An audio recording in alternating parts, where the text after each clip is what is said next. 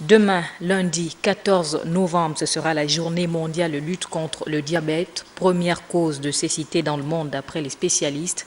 En prélude à cela, une campagne de sensibilisation et dépistage gratuit a eu lieu dans certains quartiers de Libreville, une opération à laquelle se sont soumis certains d'entre vous, comme nous le font dire Firmin Eric Valinga.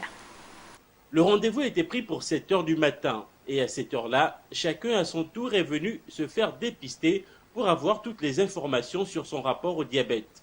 Un dépistage qui s'est fait en moins de 2 minutes. Contrôler, ça n'a pas pris beaucoup de temps. Dès qu'on arrive, on nous accueille, on prend d'abord notre identité, on prend les paramètres, le poids, ensuite on se fait contrôler. L'état du diabète chez moi c'est bon, il n'y a rien à signaler, il n'y a pas de problème de diabète.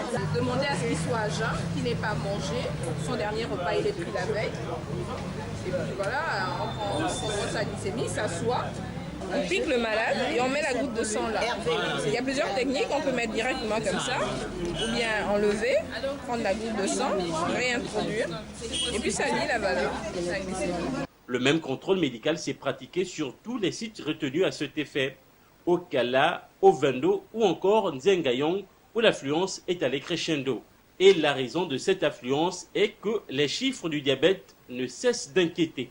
Oui, ils sont alarmants. C'est pourquoi les campagnes de dépistage sont indispensables. Pour deux raisons.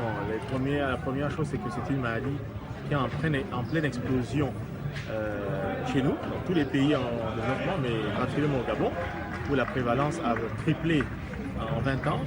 Et nous estimons que cette prévalence, qui est autour de 8%, pourrait atteindre les 20% d'ici les 30 prochaines années si nous ne faisons pas ce qu'il faut faire, à savoir de la prévention. Beaucoup parmi ces hommes et femmes sont repartis de ces sites conscients de leur statut diabétique. Secret médical oblige, certains résultats sont restés confidentiels.